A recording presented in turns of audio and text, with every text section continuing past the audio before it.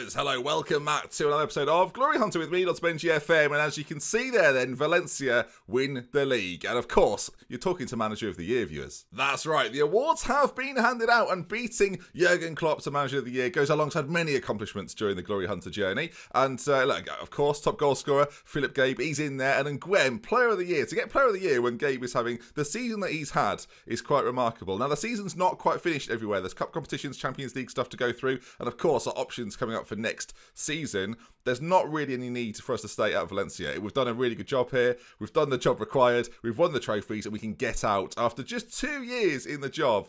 Again, I say it over and over again to make myself feel better, viewers, but yeah, remarkable. You go through this squad and you think about the players we brought in. In fact, let me take you back to the transfer window we had the season before, or the summer before we kicked things off, of course. Philip Gabe was the big risk at £73 million, and then we thank the Chinese invasion in terms of money. They spent so much money, all the players left, and yeah, it enabled us to go out and buy a few players that we really needed. And of course, the January acquisition of Kelvin and Gwem was everything. Again, getting Player of the Year, to get him from Norwich for the fee that we did was still pretty good, 68 million. They bought him for 79, strangely, so that didn't really make much sense. But we're so pleased to have a squad that was capable of more than we ever imagined. Of course, we did waste 76 million on Kabay, so that's always good. So, I mean, nice to see him again. Absolute waste of space. Will not use you or buy you ever again. Enjoy Valencia. I'm sure it'll be great without me, as he was before. So, looking at the average ratings, you can see Gabe at the top of it, and Gwem, Roberto. Again, the mystery of buying him, a free transfer from Watford. Shout out to them for cocking up their finances. Who knows what they did?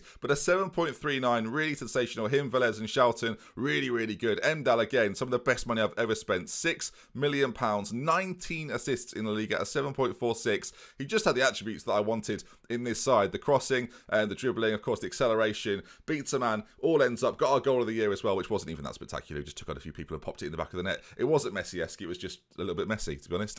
Going through, though, again, Zeno, the amount of grief we gave him. So good to see him actually come good finally. 15 goals, our second highest goal scorer when you look at everybody. Zico was in there as well, played a nice part. And again, looking at the assists, it's Dell, it's Vargas, it's Gabe, it's Sanchez. The fullbacks, again, putting in a shift for us season after season. No matter which team we're at, they're a pivotal part of how we play. Of course, using a version of the Arsenal system that has worked so well for us in the past, continue to work well for us. Again, changing a few roles here and there to get the best out of Zeno.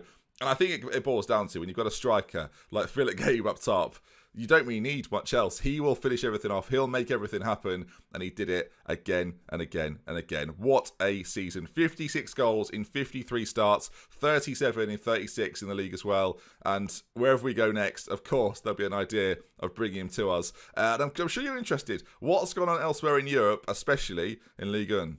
So a little snapshot looking around. Arsenal have won their league. Inter finished third, a zebra, to sort of get back into the conversation again. And of course, we win La Liga. In the Bundesliga, of course, a couple of our former sides over there, but it's Bayern Munich once again who do the business. Leipzig and Dortmund just behind them, and not too many players there. Although Xavier Kabay had such a good average rating there, he still makes the top 3. Didn't do that at Valencia. Oh, no, no, no. Whereas in Ligue 1, this is where things get mighty interesting. They've not quite finished yet, and I wonder if that plays into the sacking situation, maybe, of the PSG manager, who has finished 4th this season. And PSG, there are so many things to talk about in regards to this team and what they've got. Whether Stefan Bjorgart is moved on, I don't know. We'll have to wait and see, but hopefully so, right? If not, there are a whole host of projects here with the time that we've got remaining left to play, left to use, and I don't know where I'd want to go. There's also the option, viewers, we could go to Ligue 2 and maybe play there. I don't think it's likely, but we could. How would you have said it? A bomb got. Brilliant. I'll use that in the video. Cheers, Harrison. That's going in. But let's look at PSG, because looking at this team, you're going to want me to go when you see the things that I'm about to showcase. Batella is there, Para is there, Ansu Fati's there, Pedri's there, Havertz is there, Bill McChrystal is there as well, Ceccarelli's there, players who've had at all sorts of different clubs and nations, and they've got 2 forwards that right now may be moving on. So what if we went there and bought 2 forwards in? There's 2 that spring to mind. Kabay, Diallo. No, not them. So you can see the only big job so far available in France is Bordeaux. That's the only team available. The Inter job is available, as are some in England as well. Dortmund is back on the market, but really, Bordeaux currently the only side that would make any sense to go to. What I'm going to do is I'm going to continue and complete the French season, so the teams that are in the relegation battle go down, and then maybe we can figure out if there's going to be any jobs available for us come the summer, as Emery's been sacked by Inter. So, Just quickly going, unsurprisingly, European Champions Cup, Champions League, Dream Team. There's one man from our side that makes it in. And of course, it's that man, Philip Gabe, all over again. He does it again and again and again and again. 8 goals, so good. 8 goals in 8 games, in fact, actually. Played the least amount of games, as did the guy at Arsenal and the guy at Liverpool. But yeah, in the team of the tournament, obviously. Problem is, viewers, I'm going to have to look to see if Bordeaux is a place I can legitimately go to. This is the guy who's worth the most.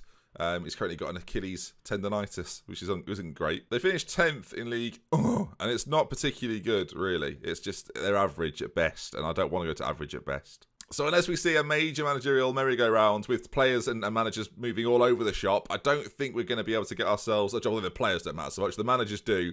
We need Manchester United, Tottenham, Bilbao, Inter, Dortmund, Schalke. We need these teams maybe to come for the PSG manager. I don't think it's particularly likely. They may well inquire about me. You never know. But obviously we need to go to France, which is a bit of an issue. And the annoying thing is, because PSG finished not even top 3, right? There's 3 teams there that are potentially even better than PSG anyway that we could go to. Monaco have some fantastic players. Luca Kana is one of the best strikers in the league easily. So I don't know why we have to focus on PSG. It just feels right, viewers, especially with the players that are there as well.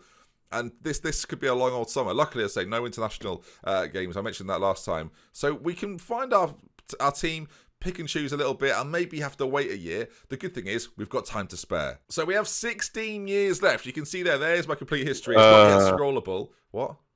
We have 16 years left. Just a good point, yeah. So with 14 seasons completed, we have 6 years left to go.